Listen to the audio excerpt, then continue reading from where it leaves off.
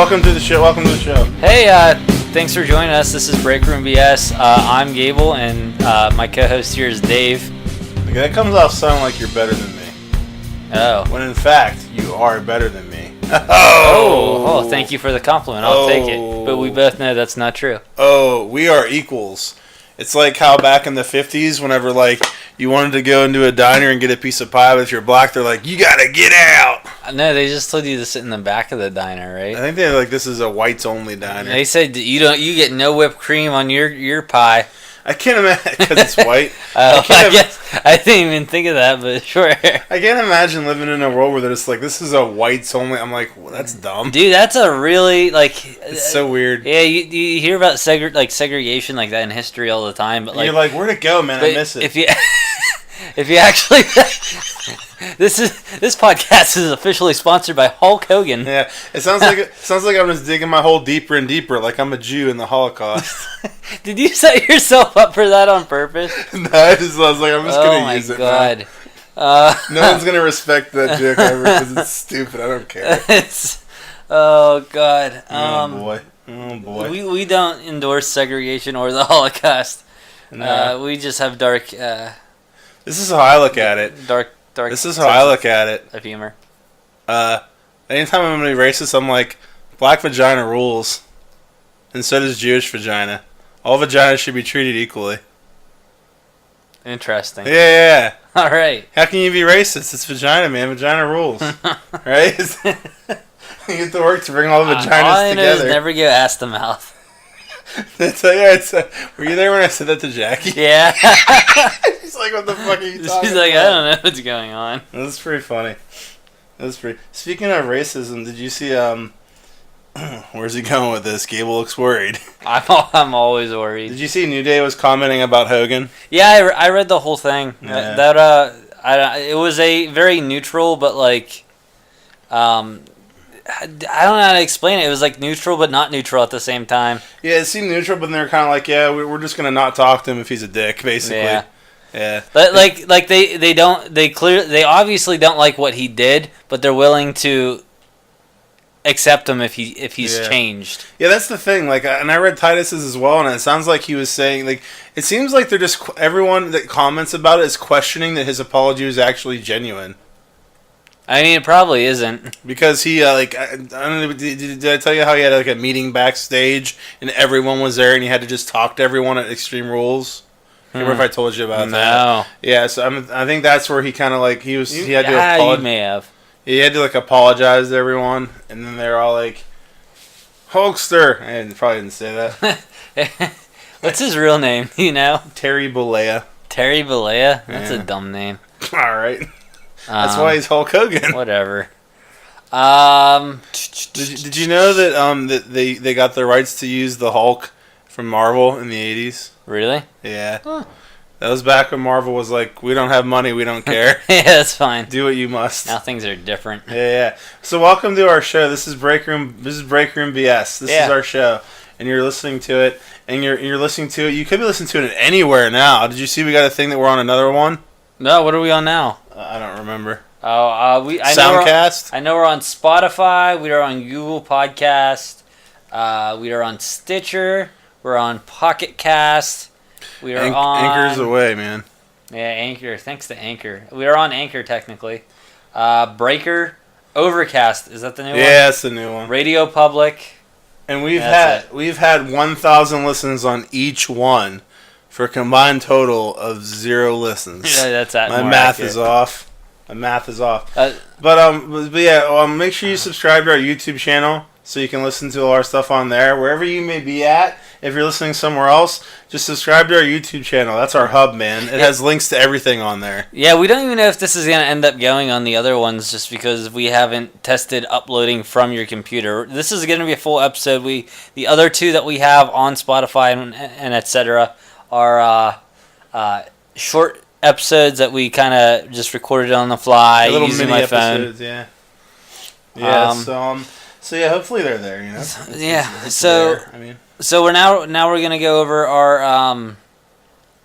our comments from our last episode. Our only comments we've ever gotten. We're gonna go over a couple of the comments that we got. We can't go over them all. We're going to go over a couple of our comments. Does a couple mean two? Yeah, that is what a couple is. It is a couple. Yeah. A coupling. Yeah, I mean, we don't have time to go over all of them. Because there's actually 4. Two of those are mine. Your replies. I hate you. We don't have time to go over all of them. So we're going to go ahead and go over that. This is the first. We got a comment from Long D. That probably means dick. Yeah. It means this guy's got a huge dick. Yeah, probably. I don't doubt it. He sent me a private picture of it. Dude, he sent you a DM? Yeah. He sent you a DM. Can I see the DM? You can't see the DM. Not yet. I'll let you see the DM eventually. He says to us, the first 10 seconds was great. I fell asleep for the rest of the podcast. All right. So according to that math, he is now sleeping so we can talk about him. That was pretty funny. I suck a lot of dick and Dave is great. Gable says so. He didn't say that. No. But he's not listening because it's been 10 seconds, so it doesn't matter. I'm okay with JR, but the reason people dislike him is he doesn't know the name of people's moves or even the names of the people. He will mix up show and yo. I mean, it's show and yo. Yeah. There's someone else. He said, I think Tanahashi instead of Takahashi one time, and I'm like, the names are so similar. I've probably talking to you have said the wrong names before. Yeah, you suck. I don't know, but no, I could see where they're coming. He or other people are coming from. I don't agree. I don't necessarily agree that he was boring or like wasn't into it, but I think that's just you said his sarcastic tone. That's how you said it. Yeah, I don't know. I kind of get the impression he's always been a very sarcastic person when he's commentating. So I think people might be. I'm not arguing these points, but I'm thinking he might be just. His sarcasm is being mistaken for disinterest and not caring. Yeah, a lot of the time. You and me definitely perceived it differently than the general. He goes. Public. I think he called Yoshihashi. I don't know, probably. Hiromu defeat. Wait. Hiromu definitely brings Daryl to Japan. Check Best of Super Juniors. We did. He didn't. I brought 3 non-wrestling fans to the show, and they had a great time. That's good. I mean, like with G1, it would suck if he brought 3 non-wrestling fans to a WWE show because they'd be like, I don't want to be a wrestling fan. Yeah. But so that's cool. Wait, what did that pertain to our show? I don't know. Yeah, cool. I think he's just talking about. He's just talking about the show. Yeah. Okay. It took me a few days to decide to tell them about Hiromu's injury. I'm guessing because he enjoyed it. He was like, I don't want to tell him that he's fucked up. Speaking of that, I hear he does not need surgery, and the initial reports were much worse than what actually is. I don't know exactly what's wrong, but I do hear that he is doing fine, but we'll probably have to do some recovery and rehab. Some rehab time. Rehabilitation. Barnett was legit mad. Live, I had no idea why he was in the ring. Live, I was freaking out at the end because I thought the Bucks attacked Kenny for like 20 seconds. Bad Luck says Takahashi and Owens can still join Firing Squad if they show they will attack Kenny. At this point, from what we've seen, I don't think. I think they're on the elite side. Yeah, that's what it seems like. And then we got a comment from Jen Rosen. Great coverage, guys. Are you going to review G1 too? We are currently. That's what this episode is going to be. All right, here we are. I'm so hyped. P.S. They don't like JR because he doesn't know the product. He even said that he is employed by Access and not New Japan NJPW. Not that there's anything wrong with that, but I feel like he's basically mailing it in and doesn't care. I mean... We already addressed that. Yeah, I mean, it's like, just because we think we liked it, that doesn't mean that anyone else is wrong. Everyone's entitled to their opinion. What's her name? Jen Rosen? Jen Rosen. Jen Rosen. Yeah, so thank you, Jen Rosen and Long D. I mean, even if some of the comments weren't negative, we still appreciate the fact that you guys took the time to listen to the whole show. And especially Jen Rosen, since you listened more than 10 seconds. We appreciate that. Yes. However, I'm going to throw a little bit of suspicion Long D's way because he seemed to comment on our whole show after falling asleep after 10 seconds. But that's cool. That's fine. Well, we do this for fun, so we're not trying to entertain you. This isn't for you. This is for us. Yes. And we don't If we happen to entertain you in the process, then so be it. We don't like it, so you can get out. That doesn't make any sense. They took your germs. Dude, you need to watch that episode. Which the original one? The wrestling one. Okay. Dude, there's one point where they took our jobs and they just show a rooster and it goes. I think I remember seeing this before. It was so funny. It was so fucking funny. Oh my god! And then there's parts where there's talking about stuff that the rest that they did to each other, and they're like, oh, I can't remember. All right, look at me leaning back, relaxing right now. Look at you. You're relaxed and look how far leaned back I am. You're relaxed and you're on cloud one. I'm sitting upright. You're on Cloud City. Pillow City. You're on Cloud Access. All right, so this is the beginning of our G1 Climax 28 coverage. 2018. It's someone scrubbing the toilet in there. Yeah. It's G1 28, Gable. Hello. It's the 28th G1 Climax. I was just being a dick. It's 28. Oh, yeah. There's 2018 in it. 2018, yo. 2018. You forgot the 01. It's in the middle. All right, so we're going to start off. How this is working is Dave is reviewing 2, Gable is reviewing 2, Dave's reviewing 2, and we're going to keep doing that over and over. So, although this show I'm only reviewing 1. So if we're doing four nights, I'll do 2, Gable will do 2. If we're doing 3 nights, one of us is going to do 2, the other one's going to do 1. So how this is basically going to work, I think that I kind of like the idea that basically, like, if it's a match, the one like for my reviews, or like when you're doing your reviews, you're gonna sit there and talk about it, and I'm just gonna kind of try to visualize the match as you're describing it to me and what happened. So it's gonna be kind of like, you know, yeah, I got this. I got this. So if I review 1 and 2, and Dave does, I'll say what it actually is. If Dave does 1 and 2, and I do 3 and 4, then Dave's only going to watch and take notes on 1 and 2, and if while I'm watching 3 and 4, there's a match that's outstanding, I'll be like, hey Dave, check out this match. I really liked it. And then I'll be like, maybe, but then I probably won't watch it. Yeah. But I might. You might. I might. Is that what we're getting at here? No, I was just talking about how the reviews are going to happen. Oh, I was just trying to make it like simple as possible. Cool. Well, you did. You simplified it. You simplified it for the layman man. Mm-hmm. Is that what layman means? Lame man? Like a lame person. The layman? I think you're trying to say layman. Yeah, like layman's terms. Layman's like terms, like a lame man. All right, so whenever we're reviewing these, as I said, like when you're reviewing one, I'm just gonna kind of sit there and visualize. I'm like, oh, this sounds pretty cool. So it's gonna be a lot of one person doing talk, and the other one reacting, and vice versa. Mm-hmm. But I think it's gonna be a cool way to do it. I'm kind of looking forward to this. Yeah. So we're gonna start off with night 1. Block A. This is A block for night 1 of the G1 Climax number 28. The first note I have 2 notes overall. Well, the first note obviously is the rules. I'm sure everyone's familiar with them. If you're listening to this, you're obviously a hardcore fan, and you've probably watched the G1 before. But basically, the winner gets 2 points. If it ends in a draw, each person gets 1 point. Loser obviously gets 0 points. No points. 0 points. Yeah, none. None and 0 are similar. Now, the first note I have is the 3-man booth, which I was disappointed by. I don't like 3-man booths. I enjoyed Kevin Kelly and Don Callis, and they threw in Rocky Romero. I'm like, oh man, I give it a shot. And like, to me, for the shows that I've watched so far, Rocky Romero doesn't really add much. No, if anything at all. I mean, he's not like awful. He's not taken away from it, but like you said, he's not really standing out to me as a commentator. Yeah, I really prefer Kelly and Callis, and there's even parts where Callis would just ask him a question, just like a layup, like, hey, so what do you think about this and this? And he's just like, he doesn't really say anything. I'm like, you're not adding much. So, sometimes he'll throw out like a really kayfabe answer too, like if someone from Chaos is wrestling.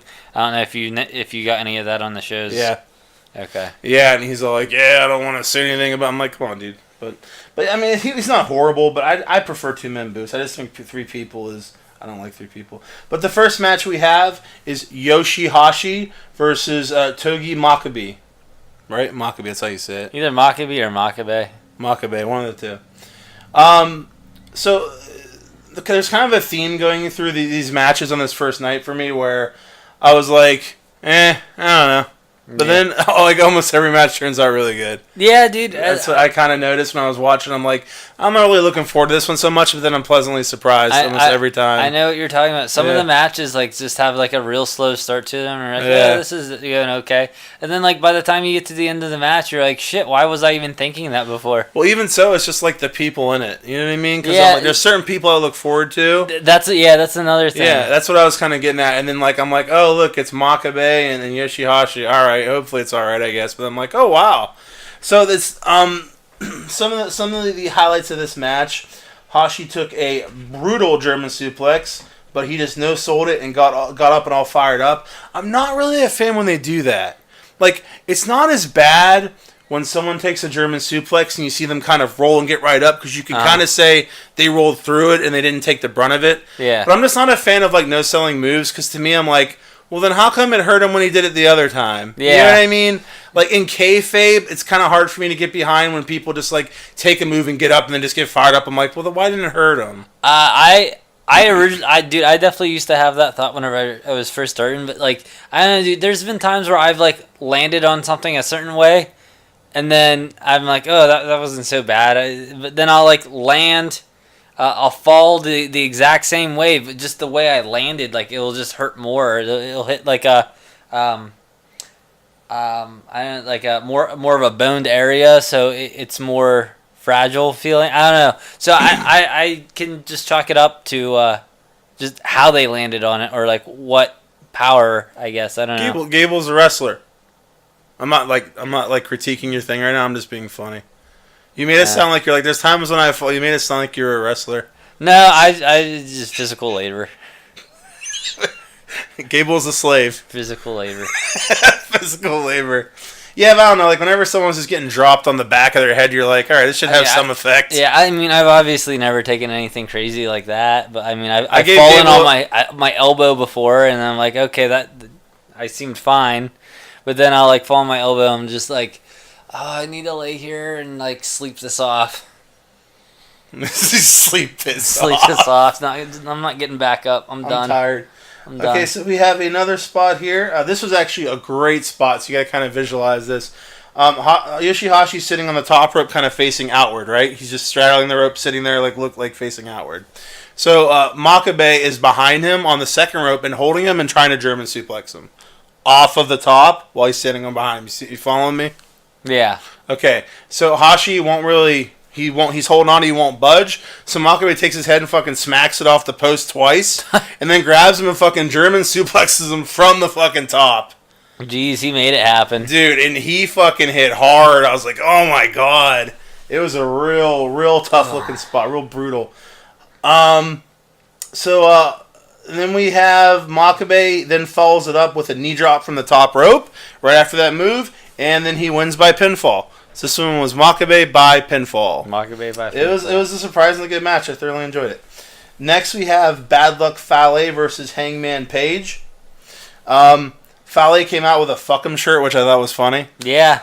That was pretty cool. Was that on Pro Wrestling Tees yet? I don't know, actually. It may have been. We could be getting him some sales right now. We should have looked into this. Yeah. All of our fans would be buying fuck 'em shirts. Fuck 'em. Fuck 'em. Page's music is growing on me a lot. I like it. Yeah. The whole like Western style thing. Yeah, I definitely like it. The match starts with Fale attacking Page from behind, which makes sense after what happened and everything, you know. Yeah, for sure. Yeah, especially showing that he's, you know, with the Tongas and whatnot.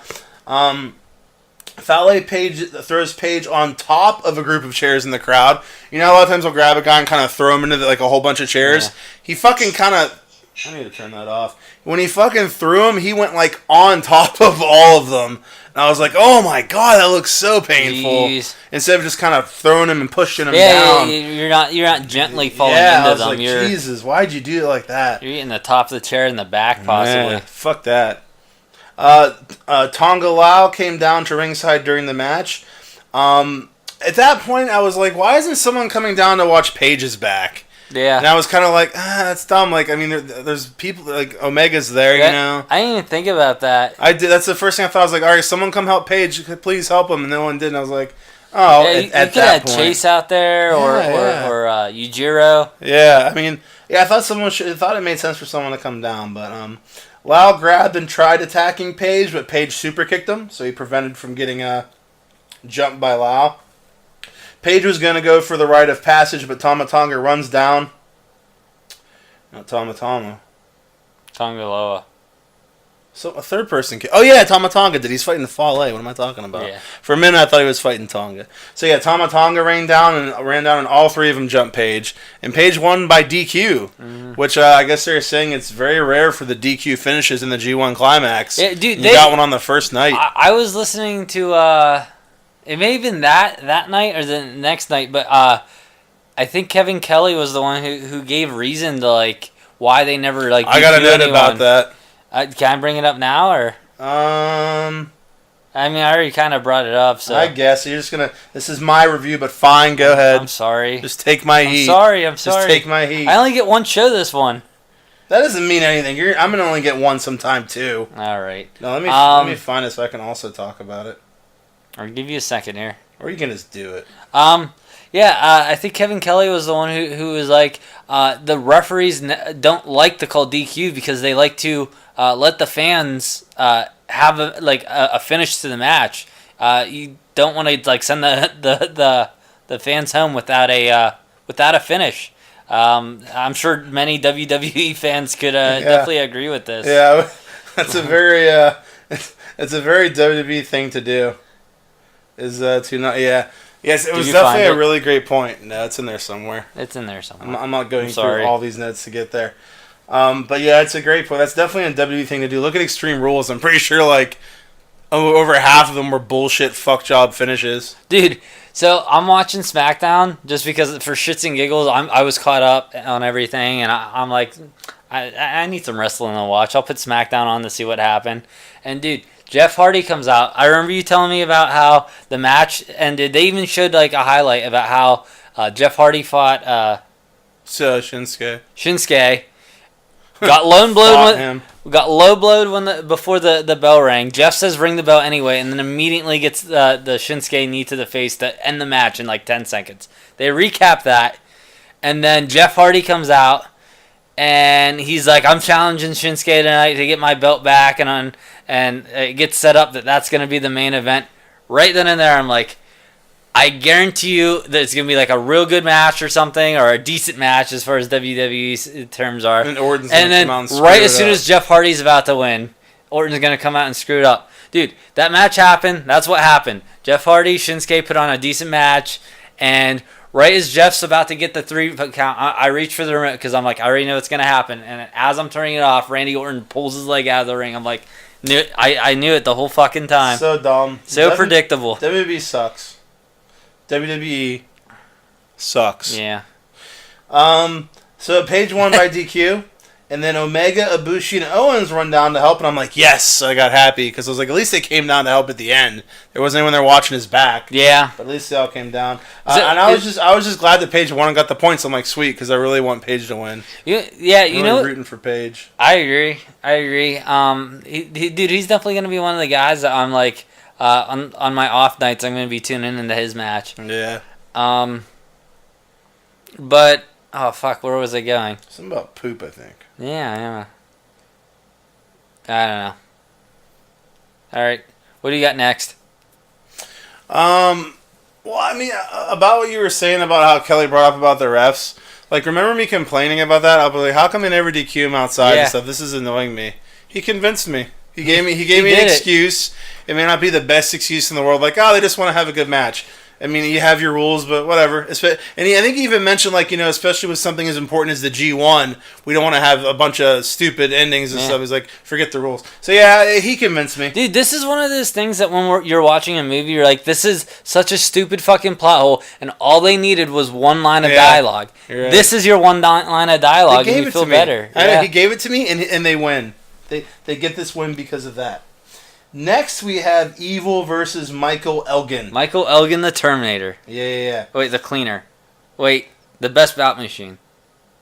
I think you're confused. Yeah. I think there's something in my ear. Wait, do you hear that? Do you hear that? You see that? There's this ticking going on. 10, 9, 8, 7, 6, 5, 4, 3, 2, 1. Yeah, okay, we're Back better to what now. you were doing. We're better now. Evil out Elgins. I don't even know what that means. I feel like I have Gable notes. Yeah, you're fucking up. Dude, I was very thorough with my notes to make sure I didn't fuck anything up. Dude, I put evil out Elgin's arc. Dude, I'm 100% certain this is an autocorrect thing. It is, because it's evil put Elgin's arm through a chair and slammed it to the ring post. Yeah. Okay. Kelly mentioned. Okay, I found that part about there. It's on here. It looks like, but done. Great job throughout. I thought that this match, it was a great job throughout with Evil working the arm after the chair shot.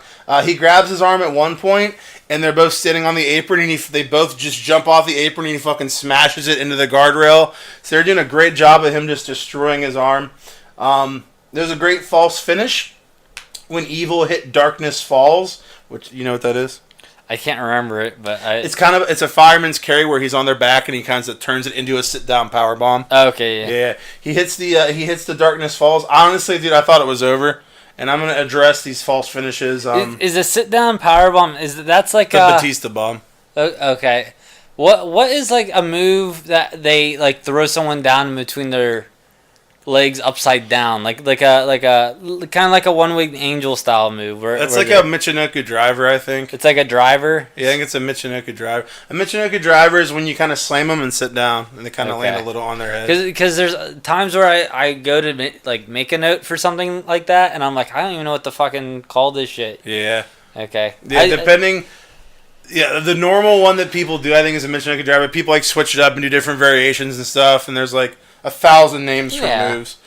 There was a move in the Omega match that I saw, and I'm like, I can't remember what that's called. Is it the one where he has like the legs kind of like in like a figure four shape as he's up on the shoulder? No. There's some weird fucking names for shit. It doesn't help that in New Japan, like most of the names that they have for some of these moves are based off of like older Japanese wrestlers' moves. So like they'll use like their last name to like call the move. Oh yeah. And like I'm not gonna remember that. I don't know what you are. Who are you? Oh man, what a great commentator. No, whoever gets that. Probably no one. After that false finish, there was an amazing series of just reversals going into the finish with Elgin hitting a Razor's Edge powerbomb. You know what the Razor's Edge is? He's like kind of holding them like this on their back, and he kind of like throws them down. Like a crucifix type thing? Yeah, okay. Yeah. He hits a Razor's Edge powerbomb, and then hit the big Mike bomb, and Elgin won by pinfall. This is one where I wasn't super pumped for this one, but it surprised me because it was a really good fucking match. I've been a huge fan of the Big Mike matches so far. They've all been really good. These guys brought it. I might have to put him on my list of people to watch on my off nights. And this is something where like I feel like anyone in New Japan can have a great match. Yeah. At this point, I've seen like 3 matches. 5 of the guys I didn't really care about that much, and all of them had good matches. I'm like, man, these guys are doing good. I took my socks off. This is getting crazy. Your socks? Yeah, I took my socks off. Is it going to stink in here? No, we're good. Oh, good. Next, we have Minoru Suzuki versus Hiroshi Tanahashi. I was like, oh shit, this should be a barn burner. Oh, boy. Barn burner of a match. What's that mean? Just a really good match. Oh, cool. Some JR would say this is going to be a barn burner. It's gonna burn the barn down because it's going to be such a hot match. This is gonna be a disinteresting match. You gotta talk like this when you're JR. It's gonna be a disinteresting match. There's a pretty bad spot near the beginning where Tanahashi sells a kick to the face that missed by like a legit 2 to 3 feet. I'm like, whatever, it happens. But I was like, oh boy, he didn't even come close. Suzuki spent like 5 minutes at the beginning just destroying Tanahashi's leg with different submissions. A small thing I noticed that was really cool. Suzuki goes back to working the leg later and has a figure 4 on him, on Tanahashi. You know, the figure 4 leg lock. Yeah, leg lock, yeah. Yeah. He has a figure 4 on him. So Tanahashi's trying to turn the move over because once you flip it over, it reverses it and it starts hurting the guy that's put it on. As he's going to do that, and he's in the middle of trying to flip it, Suzuki goes to move his leg away to break it, and Tanahashi grabs his leg and puts it back on so he can flip the hold. Like, Suzuki was trying to break the hold so Tanahashi couldn't flip it. And then Tanahashi just grabs Suzuki's leg and puts the hold back on himself so he can flip it and hurt him. It was like a small thing. I was like, that's really cool and smart. Instead of having him just break the hold, he's making him keep it on him so he can flip it on him and hurt him now. Later on, whenever I go to talk about my Tanahashi match, it's another match where I think he fights Jay White, and the whole time Jay's working his leg. So I think we're going to be seeing Tanahashi get his leg worked on a lot. I kind of figured they were gonna do that whenever they were, because they were even bringing up how like, oh, this is gonna hurt him throughout the tournament. Probably this is gonna be an issue. People are gonna focus on it. Okay. Tanahashi hit an inverted dragon screw on Suzuki that looked amazing, and like I went back and I watched the move, and I'm like, it doesn't look that horrible. Yeah. But what made it great was Suzuki's selling. He was selling this thing like he just got fucking shot. Like, he did such a great job of selling that it hurt, that it looked so good. It made it look even better. Dude, for some reason, Tanahashi's dragon screw is always, like, he delivers them well, too. So it helps whenever Suzuki, like, it takes it that much further. Yeah, and it wasn't even like a normal dragon screw where you just kind of, and they flip. Like, it was a weird one that I hadn't really seen. Okay. But yeah, like, dude, both of them, even Tanahashi throughout, he sold the leg amazing. Like, even just parts, like, after Suzuki wasn't working it for like a minute, he goes to run and he's kind of limping. Like, they just both did a great job of selling in the match, which makes it so much more real and so good. Tanahashi ends up hitting a great-looking frog splash, and he wins by pinfall. Tanahashi by pinfall. And then we have, I believe, our main event. I'm trying to remember the proper way to say it. Kazuchika? Is that it? You did it. Yeah. Kazuchika Akada. Oh, fuck. I messed up the easy one. I suck. Whatever. Kazuchika Okada versus Jay White. I'm looking forward to Jay White now, man, because after the G1, like, I'm liking him more and more. Yeah, dude, he's doing a great job as a heel. He is. He's doing a bang-up job. Bang-ups. So there was some funny, friendly stuff at the beginning where they're just kind of messing around with each other.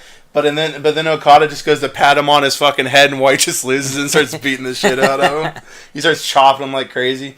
White gave Okada a series of brutal clotheslines into the guardrail and the ring apron back and forth. It was really cool. Like, you know, he kind of like throws him into the rail and kind of like goes like that, like he's clotheslining him. He did it like 4 times. He did it in the guardrail, threw him to the apron, guardrail apron. It didn't look brutal. It was a really cool little series of moves. Are you a fan of this red-haired Okada? He's got like this crazy. I have balloons and I'm turning into a clown type thing. Whenever I kind of noticed, I was like, okay. I noticed it for 2 seconds and moved on. I was super indifferent to it. Yeah, it's like, I don't know. It's weird.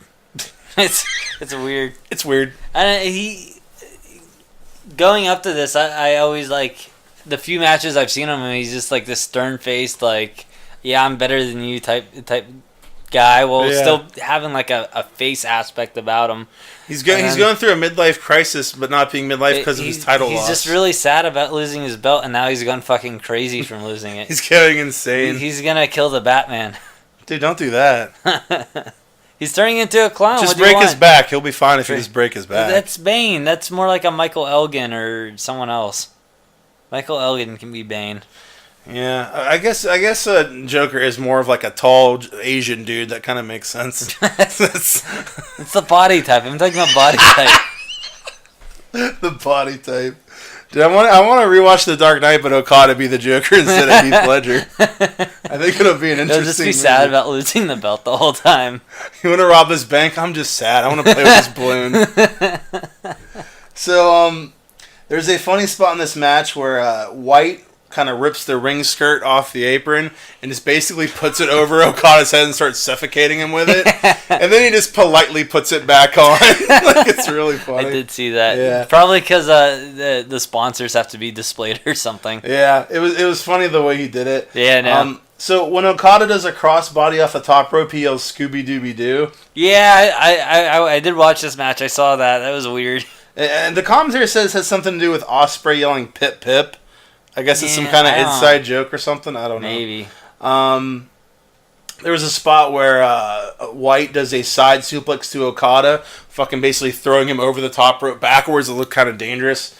And anytime someone's taking like a bump over the top like that, I'm like, how do they know how the fuck they're gonna fall? Like, where they're gonna land? You know? They have to be like really comfortable with the ring. Yeah. And where everything's at. White suplex Okada into the rail, just like Juice at the G1 special in front of the announcers. They kind of like, I don't know, they want to like kind of did it again or just ripped on it because Rocky fell out of his chair like JR did, and they were like talking about it. So I was like, I don't know, it was okay. It's a parody. Yeah, that's what it kind of seemed like a little bit. Is JR okay? Is he dead? I don't know. I think he might be dead. I'm in the hospital.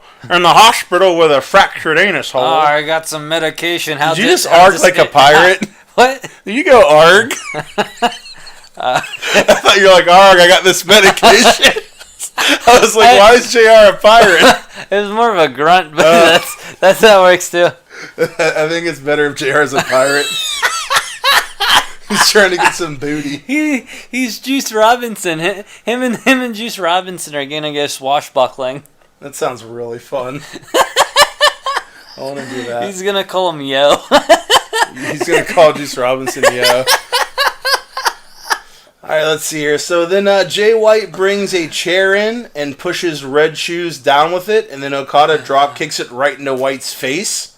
Okada hits the Rainmaker, but White backhands the Red Shoes during the move and knocks him down, so the ref can't count. Bunch of just cool, like you can tell they're going into the finish here. I'll talk more about the finish this year shortly, probably the next one.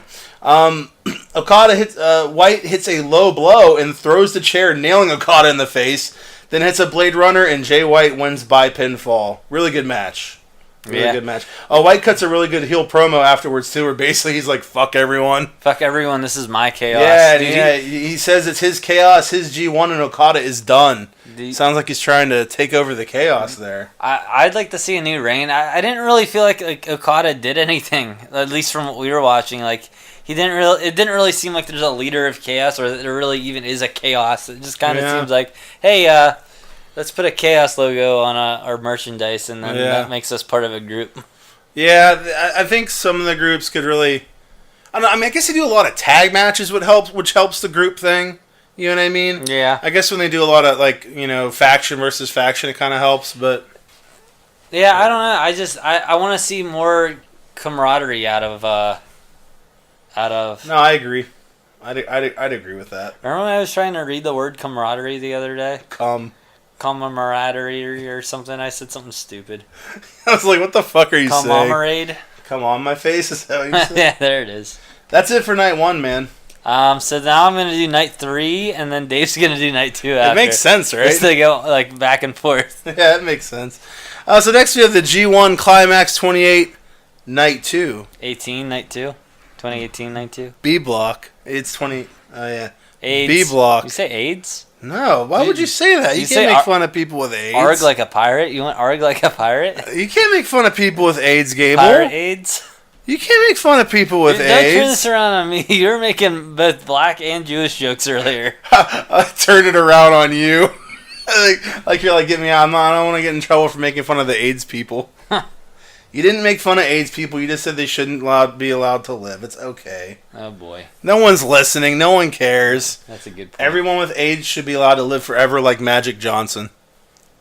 Everyone should get the Magic Johnson treatment if they have AIDS. Hellraiser. Okay, so now we have night 2. This is the B block's first night. We have, it starts off with... What? Do you hear it? 10, 9, 8, 7, 6, 5, 4, 3, 2, 1. Wait, what were we doing? Night 2. That was very disrespectful to this podcast, but we kind of deserve it, so it's fine. All right, Tomohiro Ishii versus Toru Yano. This was really a basic match until Yano takes the pad off, which eventually... They were kind of teasing, it's a more serious Yano, which I guess it was. Wait, Yano took the pad off? It's well into the match, though. It wasn't something... Normally he'll just run right at it. He just goes right for it. Yeah. So he takes the pad off, and they kind of tease a back and forth of who's gonna go into it until Ishii goes into the exposed turnbuckle twice, second time head first. They take turns then going into the turnbuckle. One gets thrown into it. Then another one gets thrown into it. Ishii goes head first again. Yano rolls him up. I thought it was over again. This was another false finish, but Ishii kicks out. There was a cool sequence where they both use the ref until he gets knocked down. Ishii hits a low blow, does a little fancy little pin thing. He wraps his arm around his foot and does a fucking twirly pin thing. And then Ishii won by pinfall. Match definitely didn't suck. It was alright. It was a good match. It was a good opener. Nothing super special. This isn't. I don't think they can have a bad match in the G1 or in New Japan, really. I mean, every match is at least somewhat decent, it seems, you know? Yeah. But, you know, I'm not a big Yano fan, so... I'm not a huge Ishii fan, although Ishii can add to a match if there's... But, like you said, I'm not a huge Yano fan, so that's not gonna... There's not a whole lot of investment there for you, you know? Like, if it's, like, Suzuki versus Ishii, I'm like, oh, dude, these are two big fuckers going at one another. Yeah, but it's like Yano and Ishii, and I'm like, eh. Yeah, dude, when it's them two, they just, like, try to kill each other, it seems. They're both in chaos, too, so... All right, next we got Juice Robinson versus Tama Tonga. The first note I have is that Juice's face makes me angry. I just want to punch him. So I like that. Juice. That's Tonga's playing dirty, of course. I call it playing smart. When they say they're playing dirty, you're just being smart whenever you're spanking them on the ass. Yeah, cheating is good if you don't get caught. Yes. Even if you do get caught, it's still good because they're probably not going to DQ you in New Japan because it's important. As long as you don't push it too far. Yeah. Exactly. Don't take it too far. In between some of the in-ring action, Tama tries to slam the guardrail door outside on Juice's hand, but Juice moves it out of the way. Dude, he really slammed that fucking door hard, too. Yeah, that would have hurt. The Tonga... Wait, what? Oh, yeah.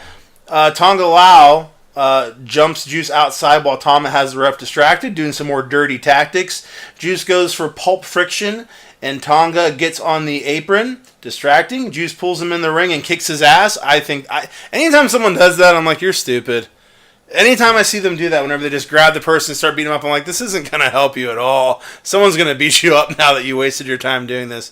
I feel like, why don't you just, don't look at them and ignore them? Wait, what do you mean? I'm confused. Like, Tonga Lao gets on the apron, Juice grabs him and pulls him into the ring and starts beating him up. Oh, I see. Yeah. I got the Tongas confused. Yeah. That's why I was. Why don't you just not pay attention? I guess this could go to any time that someone ever gets on the ring apron. You could just not look at them and just keep doing your match. The only thing is if you give them one quick blow, like a super kick or something fast, a big punch. Yeah. Throat chop. It's classic wrestling. It happens all the time. So it's not like I'm picking on this match. It's just a little thing. You're like, just don't look at him, bro. It's no different than a horror movie. And you're like, why are you doing this? You're stupid. You're going to die. But it happens. So, Tama reverses the pulp friction into the gun stun, which is just a cutter. And Tama wins by pinfall. Dude, Tama's gun stuns are real good looking. Yeah. They do look do look good. And next we have Sonata versus Haruki Goto. Is it Goto? Haruki Goto. Goto? Dude, every time I hear the name Haruki Goto, I don't know why, but I think racist. I think of it was a song from 2.5 Men that Charlie had to write for this samurai kids show. Yoshikuru. Oh, Shikuru, my, he's a demon samurai. Who's a demon samurai? Shikuru. I don't know what any of this means. You didn't watch 2.5 Men? No. No. Oh, I always got confused by the title. Is there a midget in it? It's a kid. Oh. That's a half a guy. Yeah. That makes sense. The show makes sense. Yeah, it does make sense. That's a half a guy. It was good when Charlie Sheen was on it, but I couldn't. Didn't Ashton Kutcher go on or something? Yeah, dude, Ashton Kutcher was his replacement, and it did not help. Yeah. So what's the Sonata versus who? What's the song? Hiroki Goto. Hiroki Goto. Dude, it's not even the same name. It just I was singing it with Hiroki Goto's name for the longest time, and I'm like, oh, I know where this song's from. You found it. Yeah. Ooh, so Sonata versus Haruki Goto. There was a cool spot when Sonata is setting up the Stone Cold Steve Austin and kind of swings Goto around with his head. You know how when you have someone in an inverted DDT position where you're going to drop them, you're just kind of holding them like this with their head facing up? Yeah. He grabs him and just starts fucking swinging in a circle, and the guy's kind of hanging. It's pretty cool. That was a cool little spot. Goto wouldn't tap to the skull end, and Sonata ran up real fast for a moonsault and missed. Nice series of moves and counters back and forth, and Sonata gets a roll-up that I thought would be 3, but Goto kicks out. Okay, let me just say about these. I was going to talk about these false finishes. New Japan is amazing with false finishes. Yeah, dude. Making you think it's 3 and they barely fucking kick out in time. It happens all the time. They are great. There's so many times already I've watched this G1 probably 3 or 4 times. I thought for sure a match was over and it wasn't. They're really good at it. Really good at the false finishes.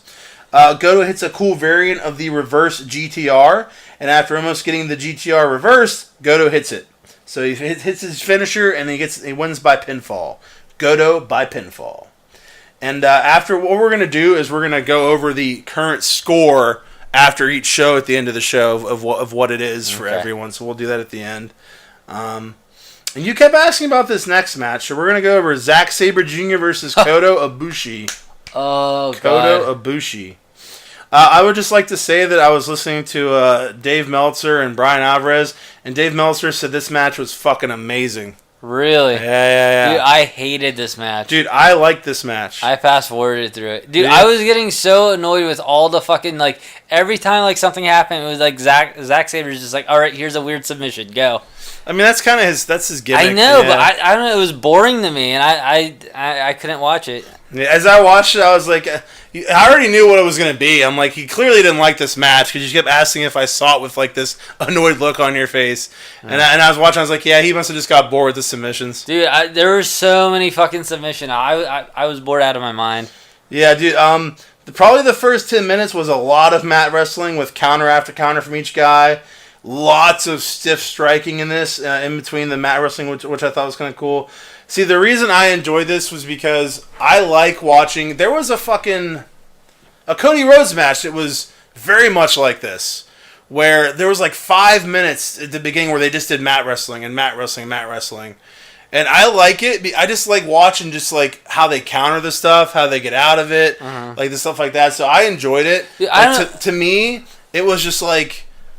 Another thing, and like, because this is G1, it was just a complete different type of match from all the ones I've seen so far. I see what you're saying, but I just personally you just couldn't get into all the submissions. And, I don't know, the way Zack Sabre Jr. like performed them, it looked like he was like unlocking like a fucking like padlock, and I'm like, I don't know. He was solving a Resident Evil puzzle, and he's supposed to be playing having a wrestling match. Maybe it's Zack Sabre Jr. I just don't like. Yeah, he's weird. He's a weird style. Maybe you don't like his face. Like I hate Juice's face. Maybe that's it. Maybe that's You're not a fan of his face. That could be. I don't know. After the first 10 minutes of just there was a lot of back and forth with Sabre, still trying to lock into the submissions. Lots of stiff kicks and forearms. These guys were just beating the shit out of each other. Ibushi reverses Sabre into a tombstone position. Did you see this? But he loses his balance and they both almost fucking fall out of the ring. Like Ibushi, Sabre's doing a move, Ibushi kind of catches him and reverses it for a tombstone, but Ibushi loses his balance and starts stumbling backwards, and they both almost fell through the ropes, but Sabre kind of stopped them from falling out. I was like, oh, that was a little scary. I thought you were talking about something else for a second. Yeah. So, do you know what I'm talking about? No. I can't remember if that was on your night or mine. Oh, I don't know. I didn't. Yeah, but it's something very similar. So that was a spot that did not go right.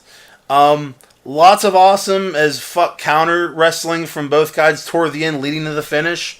This is another thing that New Japan is amazing at. When their finishes, they have a lot of just like intricate shit for a lot of the matches going into the finish. Yeah. So it's not like WWE where they do two things and you're like, finisher, it's done. They have like lots of fast-paced moves, lots of fast-paced reversals and counters. So as it actually builds to the fucking finish. And psychologically it makes sense. Like it kind of goes fast. It's kind of like a movie that keeps getting faster and faster, more dramatic, and it climaxes at the finish of the movie. Like a lot of New Japan matches, there'll be all this crazy shit going on and it gets more and more intense and back and forth and finally it ends. They're so well done. Like they're so good with their finishes in New Japan. Ibushi hits an awesome variation of a German suplex. He kind of is holding Sabre's arms like this as he does it. It was a really cool suplex. And hits the Tamagoya, I think it's called, the Tamagoya, and Ibushi wins by pinfall. Yeah, there was a certain point where I did, since I knew it was a night where I didn't have to watch, I'm just going to fast forward. If I don't have to and I don't like it, then why the fuck am I watching? That's exactly what happened. Seems logical to me. And then we have the main event of this night. Tetsuya Naito versus Kenny Omega. Now, let me bring up SmackDown this week again. Oh. You got the picture I sent you, right? Yes. Dude, what the fuck's that about? Well, what were they saying in it? Dude, it was... Here, I'll pull out... Dude, it's Sienna Almas straight up laying on the ropes, the middle rope, Yeah. in Tranquilo's position. And the announcers are even saying, like, oh, he always talks about how he's Tranquilo. I'm like, dude, this is fucking Tetsuya Naito. They're literally doing exactly Tetsuya Naito's gimmick. Like, what the fuck is happening? Apparently he's watching the G1. Dude, I don't know if it's supposed to be a shot at fucking... Like, look at that. He even hit his chest and went like this whenever he did that. I'm like, what the fuck? She's doing it too. It's bullshit. I'm pissed. This is dumb. Have they ever done that before? Look, Corey says, Tranquilo Phillips. And then earlier in the match, they even like set up to talk about it more. He claims he is Tranquilo. Tranquilo. Why do they keep saying Tranquilo over and over and over dude, again? I'm like, dude, they're clearly either taking a shot at New Japan, being like, hey, haha, we still make more money than you. And maybe Almost and Naito are like best friends. Or they're straight up trying to rip it off. WWE would never do something like that. If you ever watched the Monday Night Wars, that's all that they did was rip each other off. So, dude, that's what's happening. Yeah. The winds of changes. The winds of changes. Can you feel it? Can you feel the winds of changes? I feel them, dude. It feels good. I just referenced Monsters Inc. I'm very proud of you. I'm very, very proud of you. So first off, the commentators did a pretty good job in the beginning talking about their previous matches and kind of just building up how badass and amazing they were. And I'm like, I haven't seen them. I'll take their word for it. Okay. I love when Naito does the eye gimmick, especially right in front of the guy, and is like kind of looking him up and down. It's very funny. He did it right to the belt. And Yeah. But did you see he kind of went like... Yeah. like he was kind of amused. I'm like, oh, he's like, oh, this looks pretty good. It's very funny. There's a lot of funny taunting early on, kind of just taunting each other a lot. There was a really cool spot where Naito, where he usually, what we were just talking about, where he runs the ropes and kind of lays down and does the pose. He's Tranquilo. Yeah. He's Sienna Almas. Yeah. I can't believe he ripped off Sienna Almas. You got to put Almas out of your mind. Let the anger. And then he rips his mask off all the time, and it pisses me off. It only takes 10 seconds for the anger to go away. Dude. 10, 9, 8, 7, 6, 5, 4, 3, 2, 1. And now you're better. There we go. There it is. No, I'm still pissed. No, don't think about it. So there's a cool spot where Naito does that, but then instead of actually laying and doing the pose, he fucking runs over for a dive. But then he just fucking doesn't do it and fakes out Omega, and Omega's kind of like covering himself ready for the dive. It was really cool, and then he went back and did the pose. It was really cool. I was like, oh, that was pretty sweet. Do you think he kind of like ran a little too far the first time he went to do it? I think it was planned. You think it was planned? Okay. Yeah, I do. I think it was planned, especially the way that Kenny sold it outside. You know what I mean? Okay. He wasn't ready to take a dive. He was kind of just covering himself up to sell it. I noticed this a lot in this match. Let's talk about Kenny. I have some words for Mr. Omega. I love this match. Kenny does a great job. I was trying to word this well to not sound like you want to suck his dick. Well, not that, but just kind of describe. I'll suck his dick to get my point across here. I've seen the DM. It's nice. It's not. It's very nice. So Kenny does a great job with just things he does as a wrestler to make it seem more real when he wrestles. Like the facials that he does when moves are happening. Just the sounds he makes and the small things he says that you can overhear the camera picks up. Just like movements and whatnot. Like it's hard to describe what I'm trying to say, but he has a lot of mannerisms that just like make it seem like you're not watching a guy that was in the back. He's like, all right, you're going over on Naito tonight. It makes it seem like you're watching a real fucking match. And like he doesn't know what's going to happen. And like...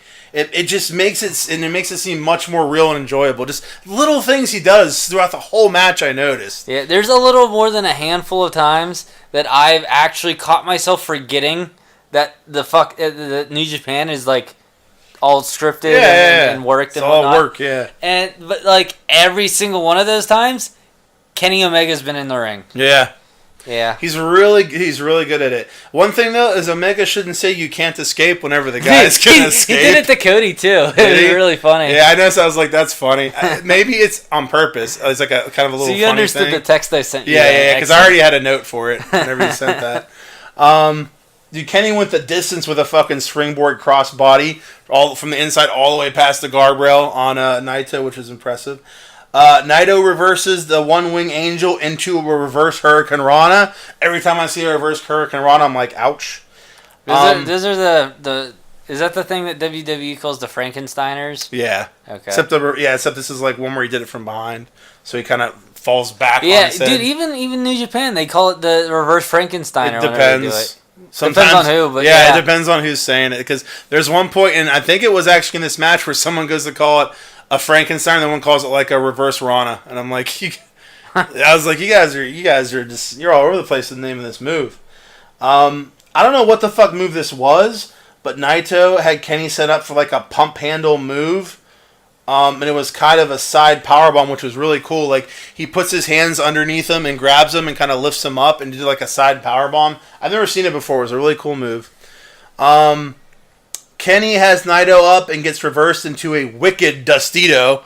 Like, it was a really cool one. Naito goes for Kenny goes for a One Wing Angel again.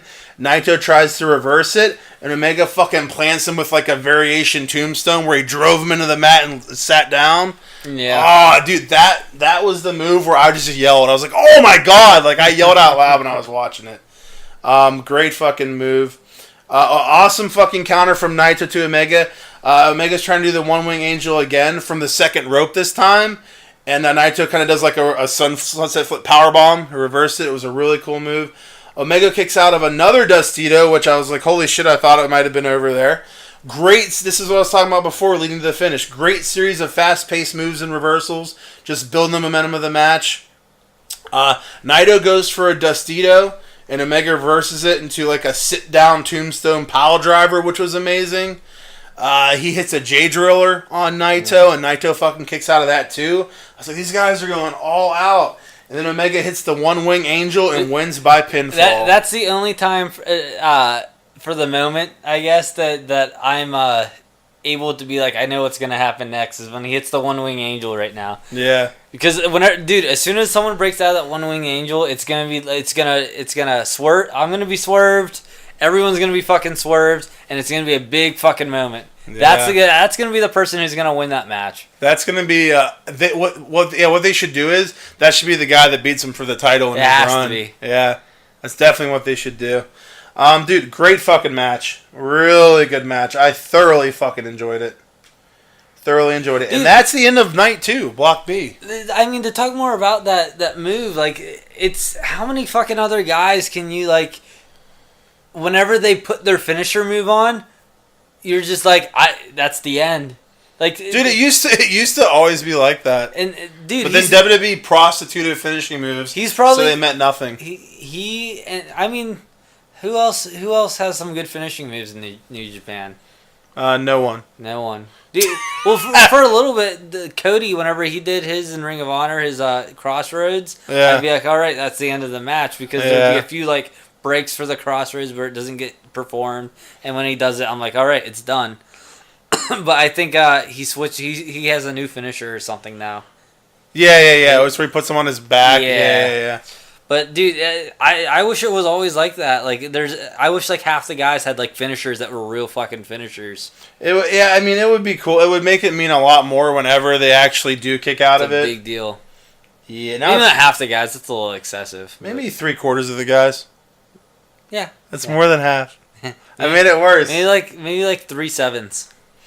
I'm screening Unfriended and The Equalizer 2 tonight. Does that interest you? It doesn't seem relevant. It seems like something you should tell Jackie or something. You fucking kayfabe, motherfucker. All right, your turn. All right. Oh, can we take a save break? Oh, that's a really good idea. You're smart. We're going to save break. It was actually a pee break for me. Oh, we're going to take a pee break. Gable went pee, and now we're back. Oh, we're back. But you're not really going to notice it since there's nothing here.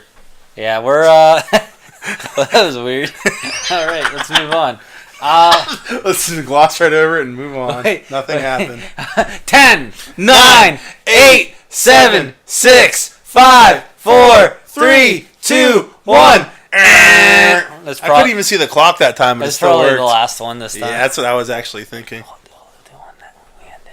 Okay, it'll be really funny. No one will know. Okay. So All right, let's do this. all right. So night 3. First off, This was A block, right? yeah. Okay. Yeah. This is A block. We have Elgin going up against Paige to kick us off. Hangman Page? For the Oh, shit. Oh, you good? No, you're good. I fucked up. No, we're good. For the first of the tournament matches for the night. None of that undercard shit. Seriously, we don't have fucking time for that. No, fuck that. No, We're human beings, man. We need to sleep and live. Yes. We get a little bit into the match. It starts off nothing too exciting. We got Paige doing a really awesome shooting star press, running down the side of the apron onto the outside I fucking of the love ring. when he land on his feet. I love when he fucking does Probably. that. I didn't make I didn't make a note. Dude, I love when he does that fucking move. It's so impressive. Later on, we got them both back in the ring, and both of them do. I don't know what to call it. Whenever they both, whenever you just run up against the rope, like you run at the rope to get momentum and bounce off. I just call it a rope check. Yeah, I mean that'll work. Yeah, Yeah, it's kind of like throw him to the ropes. Was it one when he throws him and the other guy kind of runs and follows him to the ropes? They do that a lot. This one's a little different. Yeah, That's why I wanted to talk about it. Both of them rope check opposite sides of the rings to challenge each as if like a challenge of strength. Yeah. And Paige jumps up and Mike catches him in like mid jump for a power bomb. It was real cool. It was a real cool move.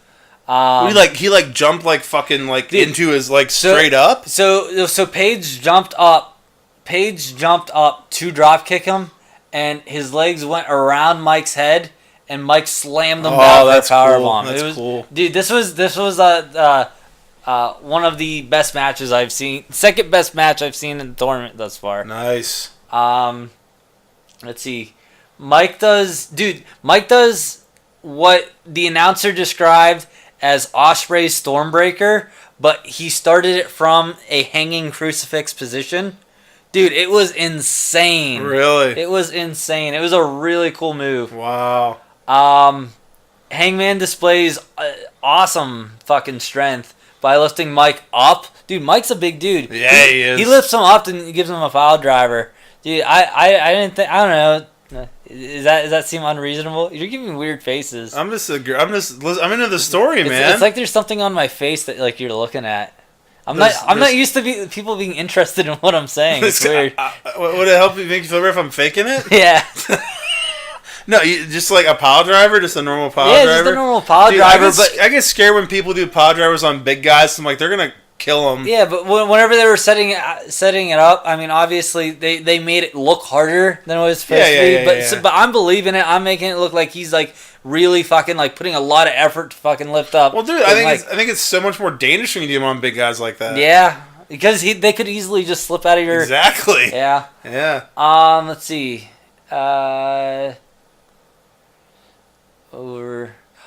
Whenever he does the pile driver though.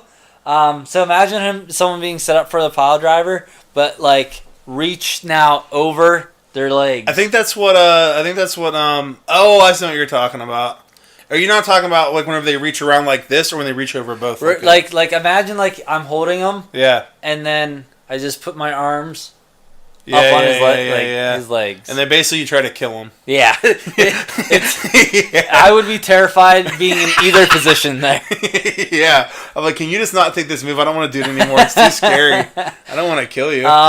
They tease later on. They tease Mike suplexing Paige from the top rope onto the floor. Jesus. But it was broken up by Paige just throwing him back into the ring. Yeah. Dude, just the thought of like if that would have happened just terrified me. Yeah. Paige then tries a Hurricane Rana on Mike. You mean a Frankensteiner? Whatever.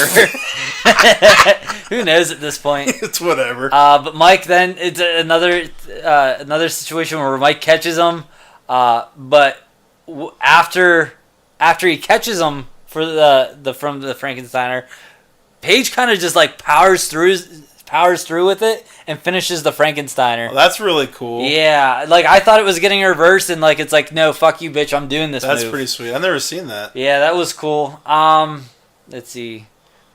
Great false finish after Paige gives a top rope cutter to Mike. You're getting good at this. You use false finish right. And then there's another great false finish when Mike gives a Splash Mountain powerbomb to Paige. I can't remember what that was. I wish I would have noted that. I think the Splash Mountain powerbomb is what I said earlier, is where that in he's Disney up for World? a crucifix. It is. It's in Disney World. Elgin owns that ride. Interesting. They lease it. I'm gonna wear a Mike Elgin shirt when we get to Disney next Only time. for that ride. Just for that ride. You go on Splash Mountain. I think that's whenever they have him up as a crucifix and he drops him and does a sit down powerbomb. I think that's the Splash Mountain one. Okay. I think that's what that yeah, is. No, that sounds right. Because what's funny when I was you're right. Because I remember there were 2 times where he sets him up in the crucifix. Because whenever he did it when I watched it, I had a note and I started putting Splash. I'm like, that can't be right. And I changed the name, but that is what it's called, Splash Mountain.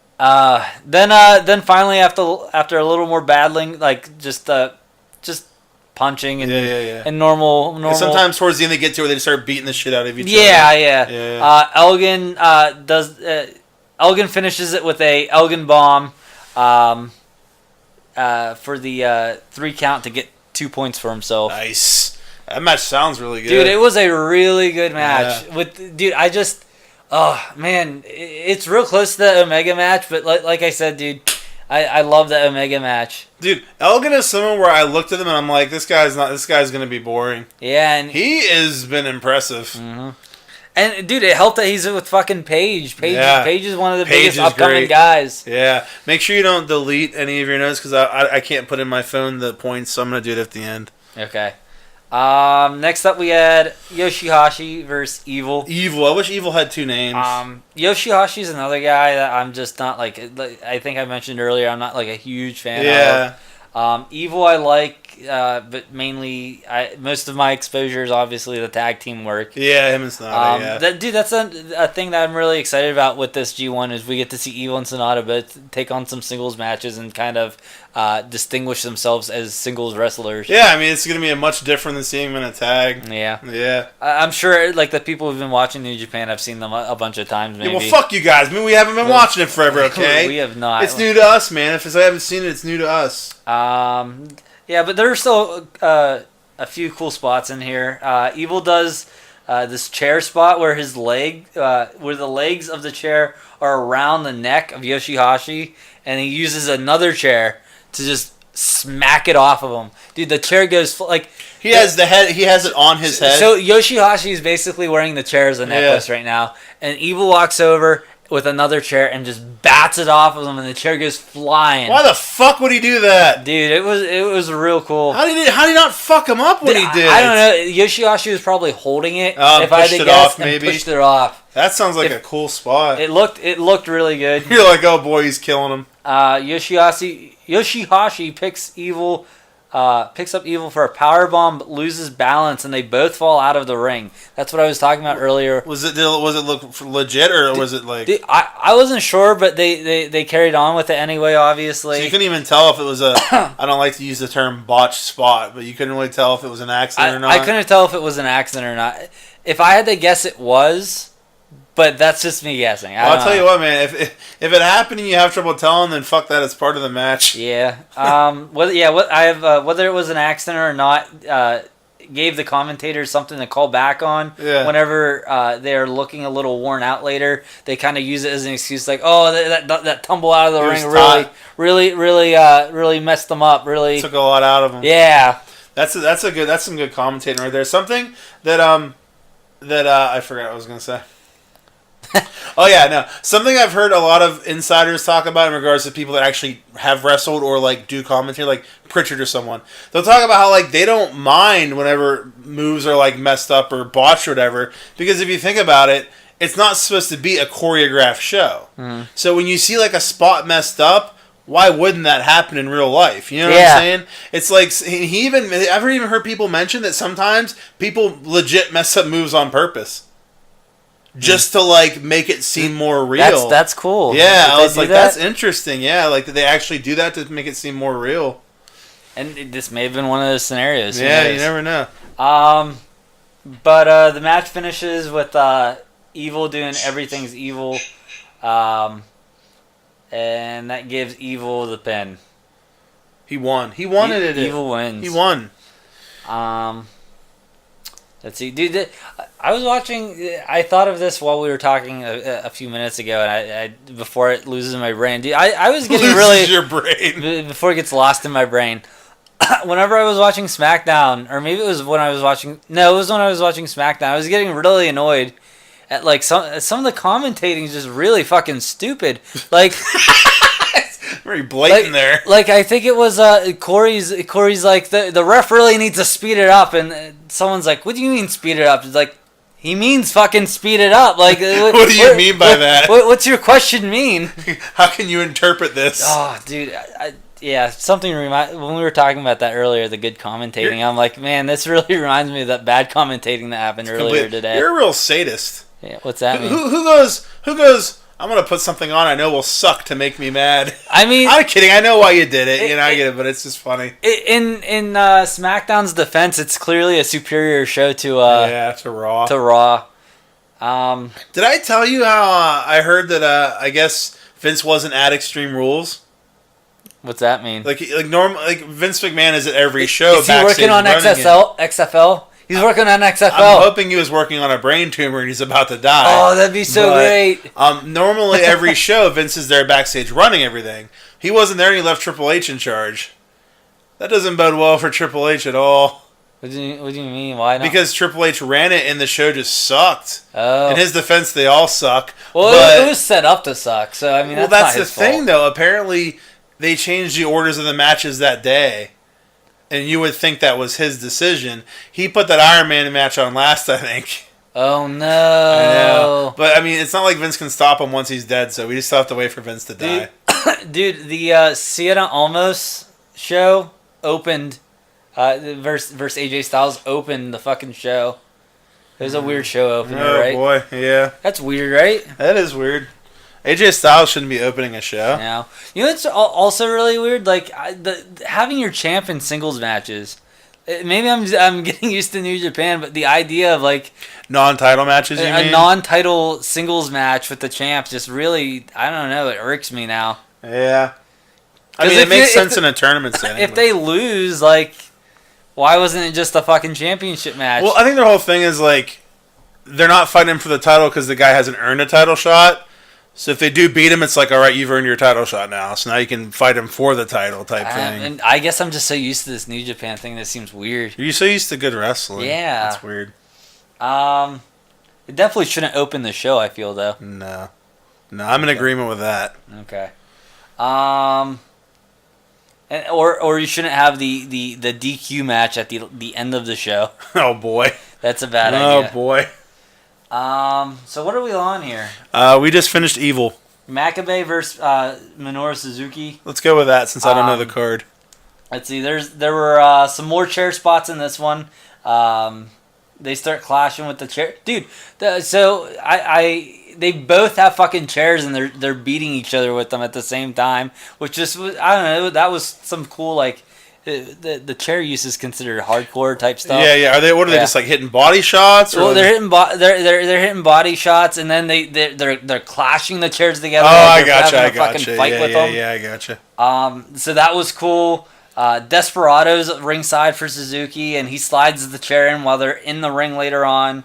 I didn't mention he was at ringside for Suzuki, the one I watched too. So yeah, he like holds up the fucking banner for Suzuki again whenever they're coming in and shit. Yeah. Let's see. Suzuki toppled the ref into the barriers when he was trying to break up another chair beat down by the announcer's table. There was a lot of brutal brawling in this match, just like beating the shit out of each other. Just like outside the ring. They're both some big dudes, so they're really showing their strength off. Makabe a few times sells being to the point of exhaustion. Dude, Makabe, like, I think, I'll just keep reading. He even had to catch his own hand on the third drop by the ref because when they were checking to make sure he was okay, and right before. Oh, that's a cool little detail. He dropped and he just caught it himself. Yeah, that's a cool little a little nuance Yeah, so it was really displaying how tired he really was during the match. Yeah. But Makabe ends up mustering up enough strength to do a sliding German suplex. So I think that just means they're sitting on the top ropes, and he slides them off. I wasn't really sure what qualified as a sliding German suplex. Is that what they said it was or something? Yeah, that's why I wrote it. I was hoping that you would know what it means. I never even heard of such a thing. Sliding German suplex from the top corner, followed by a flying knee to off the top. So after he suplexed him off, Makabe suplexed him off. He gives a flying knee drop to Suzuki. Okay, I think that's the same finish. He's standing. That's the same as the one I watched. Yeah, Suzuki's standing and Makabe comes in with a flying knee. Okay. Now Suzuki's on the ground after taking a suplex from the top rope and a knee, and then for good measure, while he's still on the ground, Makabe climbs back up to the top rope and gives what they called a King Kong knee drop. Okay. To finish him off, and then Makabe takes the pinfall from there. Okay, that sounds very similar to the finish of the Makabe match I saw. Yeah. He did that. I think that's what I was describing, where he was sitting on the top rope and he gave him a German suplex. Yeah. I guess that's a sliding German suplex. I don't know why, but yeah, I guess that's what that is. I imagine because they were sliding off of the top rope. I don't know. Yeah. I don't know. I'm not a professional here. Yeah, you are. I'm just reporting what I hear. Oh, you're just a reporter. You just get the facts, sir. I'm a professional reporter. You just get the facts and you get paid to do it. Do you mind if I grab my drink out of the fridge real quick? All right. Do some colored commentating. All right. So okay, you can't say that. You can't say that. So I one time whenever I was pooping, and I was pooping really really hard, and sometimes I'm scared I'm gonna have a brain aneurysm while I poop. Huh. Have you ever had that thought? That's kind of weird. Because I was watching X-Files one time, and they found this dead guy in the bathroom, and they said that he died because he was trying to poop so hard he had a brain aneurysm. And I'm like, this is probably rooted in reality somewhere, but it turned out he got killed by a bunch of weird bees. I fucked up.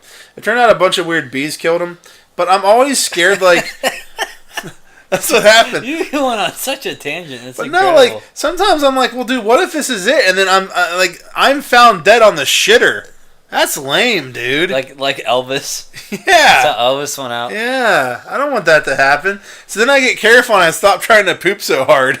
I'm like, I'm just going to not poop so hard because this is getting dangerous. You don't want to die. Yeah, it gets dangerous. Dude, my fucking sodas today, I was getting so annoyed. So there's there's the alcohol line, right?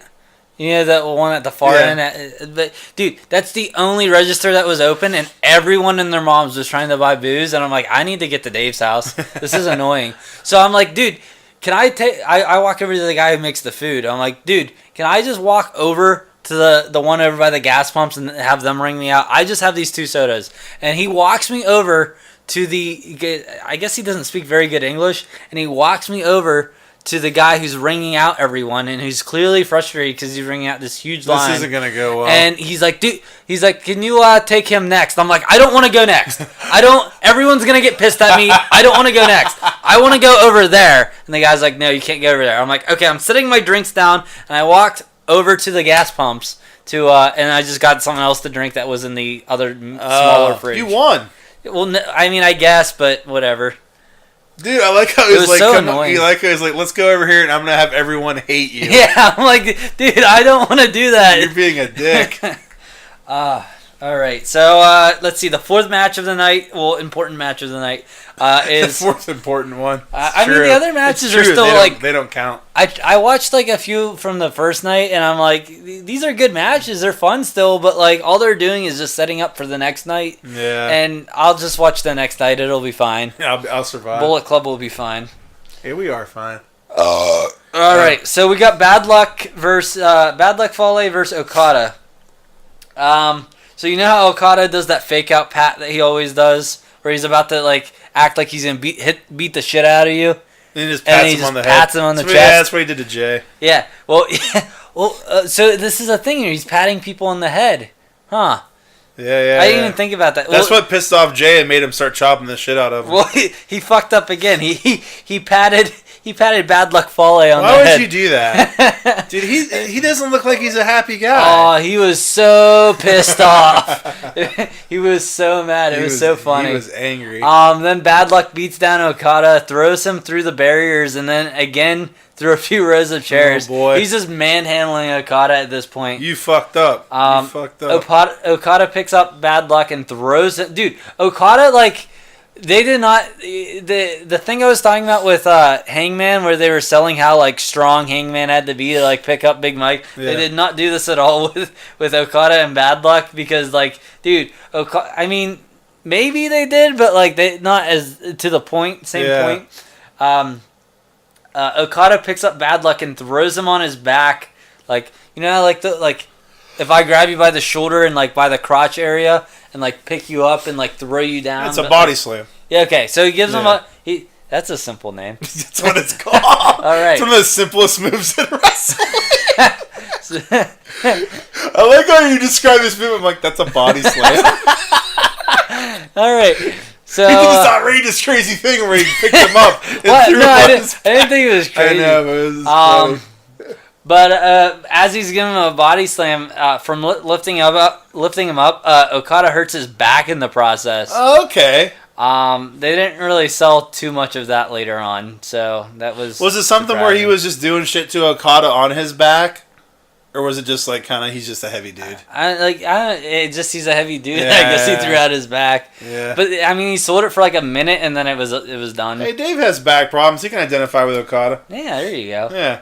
Okada is the best wrestler ever. Okay, I can't identify anymore. Okay. He threw me out of it. Okada has a nice dive outside of the ring over the top rope, and takes out Tonga Loa and Fale in the process at the same time.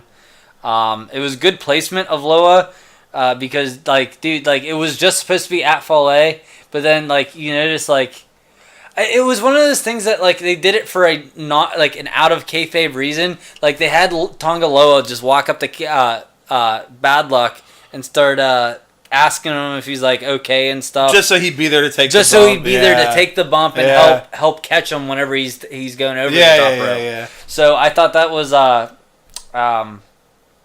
real cool way to a smart little way to set it up. Yeah. Okada hurls Fale from the top rope over his head to land in the center of the ring. Another example of like him just like manhandling. Well, not manhandling, but like it's kind of like this. Kind of grabbed him and threw him like that. Yeah, but like it was just kind of like impressive to see Okada lift up fucking Bad Luck Fale. Yeah. He's a big fucking dude. Remember whenever did you see the match whenever Marty went to like try to like pick up Bad Luck, but like he's like I can't figure this out. I think I do remember that. Yeah. They have a T-shirt for it on Pro Wrestling Tees. Really? Yeah. That's pretty funny. It was I can't remember what it is. Whatever. Let's see. After a series of moves involving two Rainmakers and a strong drop kick from Okada whips Bad Luck into a corner, catching the ref in the process. There were some typos going on here. I'm kind of sounds like there might be some Lao interference coming. While the ref is stuck under the weight of Fale, Tama Tonga runs in and gun stuns. It's a fun stun. He gave him a fucking hand job. A fun stun. And gun stuns. Yeah, dude. So we have all three of them in there at this point. He gun stuns Okada while the ref is trapped under the weight of Bad Luck in the corner. And let's see. Yeah, then Bad Luck falls to a... it's a Bad Luck... dude, I don't know what the fuck I typed. Bad Luck gets the pinfall. There it is. It sounds like a pretty good match. It was a pretty good match. In my opinion, though, like this was a quality fucking example of heel work with the interference from having Tonga Loa heel ringside, then having Tama Tonga come in and do the stunner. Dude, it was a fun match. Nice, fun match. Let's see, and our main event. Yes. let's see. We got it's Switchblade up against Tanahashi. Hiromu? I think it's Hiromu. Hiromu? Hiroshi. I'm getting Takahashi confused. Yeah, I think it's Hiroshi. Yeah, Hiroshi Tanahashi. Yeah. Let's see. So, straight up earlier on in the match, Jay works on the right knee of Tanahashi, as I was mentioning earlier in the show. Jay bangs the knee of Tanahashi off the post and goes for the pin. So, like, Tanahashi's, like, laying under the ropes in the corner, and Jay's just slamming his knee up against the like on the post. outside? Yeah. I gotcha. Okay. So, here's where it gets interesting. It's with some New Japan rules or refereeing here. Red Shoes refused to count the pin immediately after that. I've seen him do that before. Because it was an illegal move. Yeah, that's really cool. I like that. Yeah. So, like, you didn't DQ him, but, like, you're still getting the consequences. You're going to let them finish the match. Yeah. That all goes along with what we were talking about already. Was saying, yeah. I remember seeing that happen before one time. I can't remember what it was, but someone did a move through him in the ring to pin him, and Red Shoes just refused. I'm like, that's really cool. I like it. Yeah. Especially with the new reason that's been brought to light. Yeah. Or maybe it's not new, it's just new to us. It's new to us, and that's what makes it new. Let's see, after a few suplexes later, they were in the ring. They were in the outside ring. Wait. Dude. Man, I thought I did so good with these. Okay, let me just stop you right where you're talking about. Let's just take a pause a second. You've been doing an amazing job with these notes. I'm not being sarcastic. Continue. Minus the typos. What did mine say? Something out fucking arc? I put an arm. Let's see. After a few suplexes later, we're in the we're back in the outside of the ring, and we're back out of the back outside of the ring. We're outside of the ring. We're outside of the ring again, folks. And Jay's just continuously slamming like again and again slamming Tanahashi into the barrier, just brutally just wrecking him. I've noticed a lot of like people fucking people up with them barriers. So far, yeah. Now, if they had the padded barriers, they couldn't be doing shit like that. Those are so fucking. They look dumb. They're so fucking dumb. It's like, okay, you guys can be the fans out there, and then we're just gonna do our thing in our own bubble here. You guys don't get to be part of the show. Don't even try to look at us sometimes. We'll make the walls higher. We'll make the walls higher. There's little peepholes they have to look through to watch the match. No, on the other side, there's television screens, the USA Network. Nice. Oh my god. Oh, that's what it's gonna become. Oh fuck. Where are we at here? He's slamming him into the guardrail outside the barrier. Outside. Switchblade low blows Tana and ends up opposite of the opposite position he was in against Juice. Red Shoes cornered by one, getting low blown. Red Shoes, yeah. You remember what happened to Juice at the G1 special? Basically, Juice. It happened to Jay.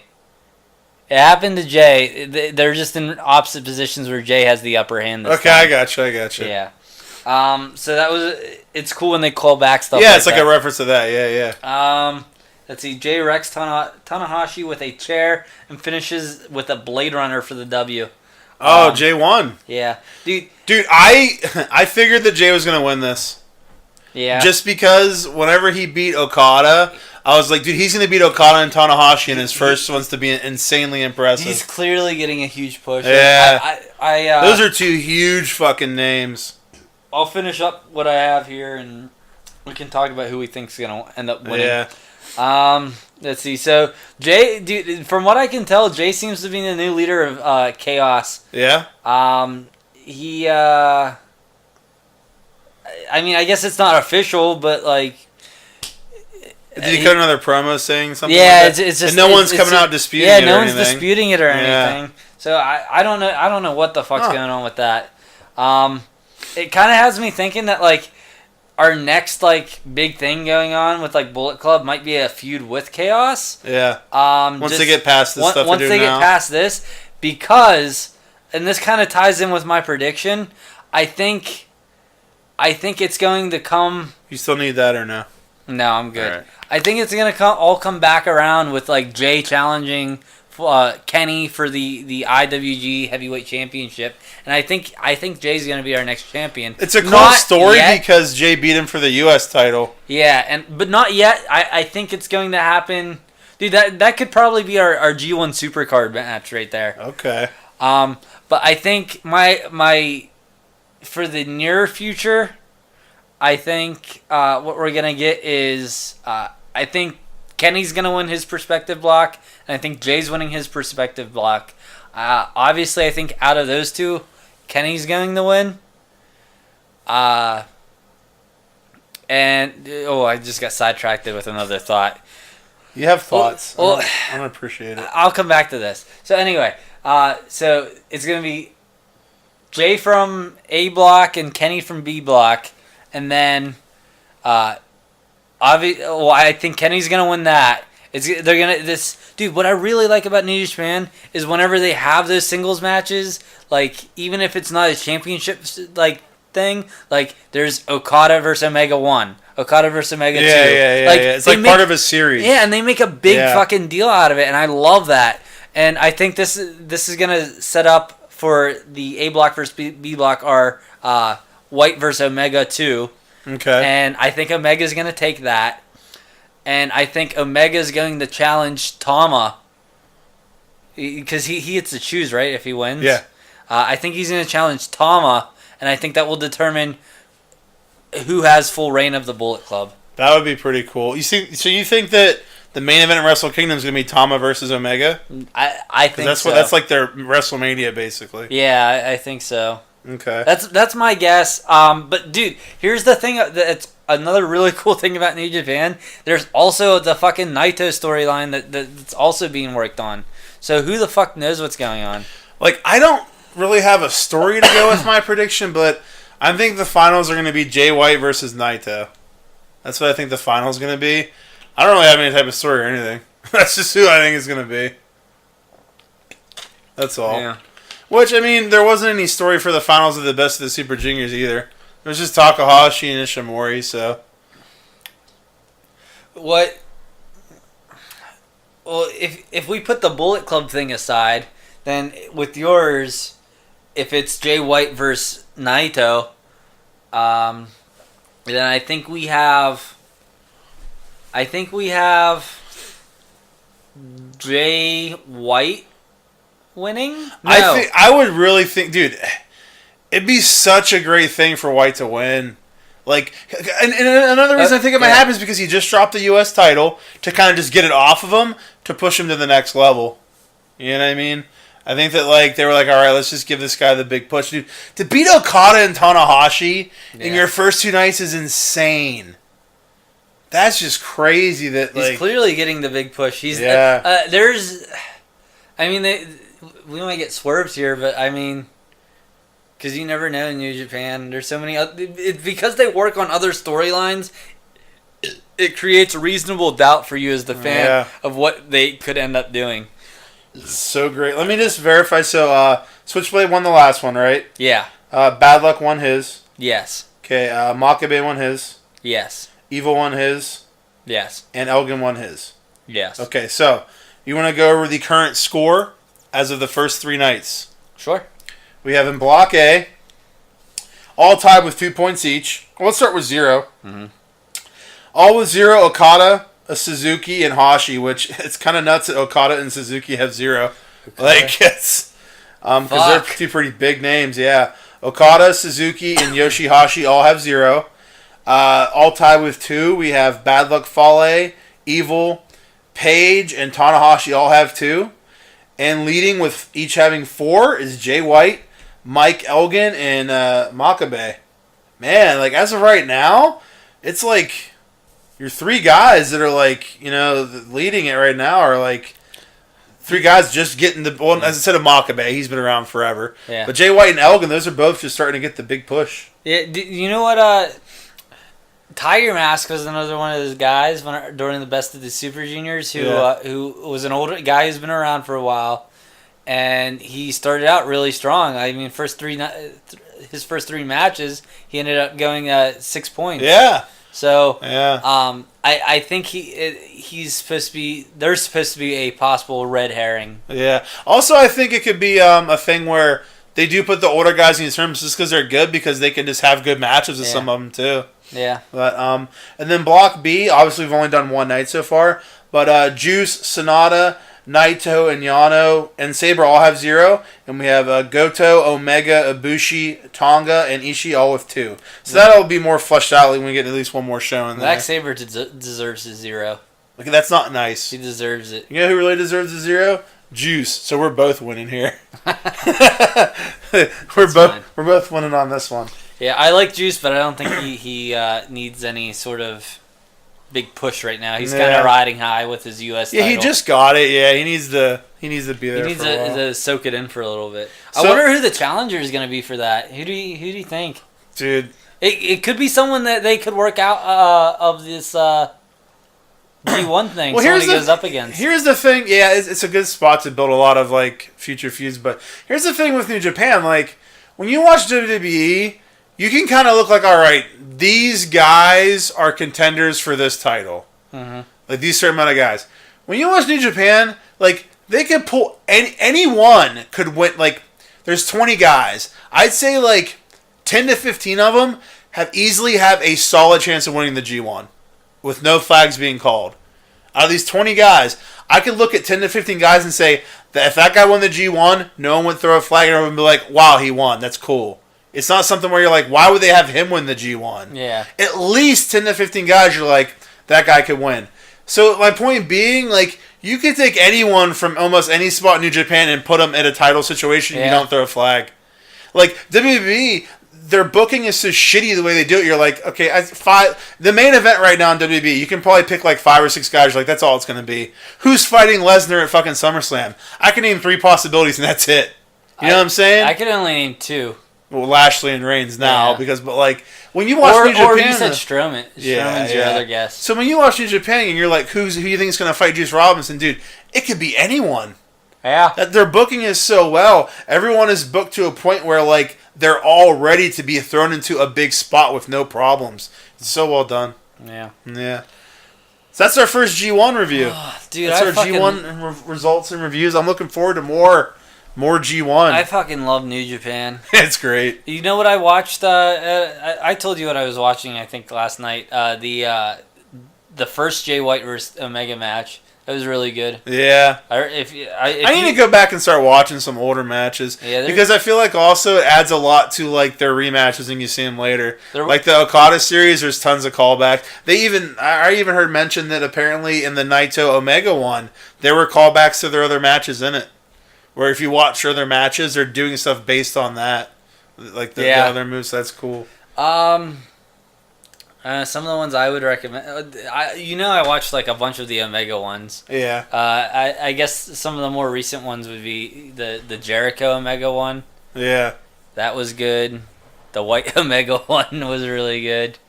Who did I think it was Okada and Naito I watched. That was a really good match. Was it? Probably not. I like Naito. Yeah, Naito's good. He's not as good as Sienna Almas. He's almost as good. But not only is Naito his great matches, but he is such a great personality. Like his gimmicks. He's fun, yeah. Yeah. But we're throwing in the towel. This is it for our first part 1 of our G1 Climax 28 reviews. We're going to have probably, as of right now, 4 more of these. We had to make out a fucking schedule because there's just so much shit going on to watch and do our recording here. So this is it for our first review. Make sure you guys follow us or you subscribe to us on YouTube. You can go on our Twitter and talk to us. We'll talk about your tweets, your comments, whatever. We'll bring them all up.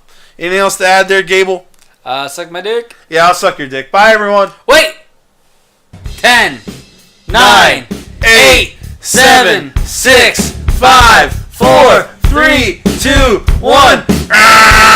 WB sucks.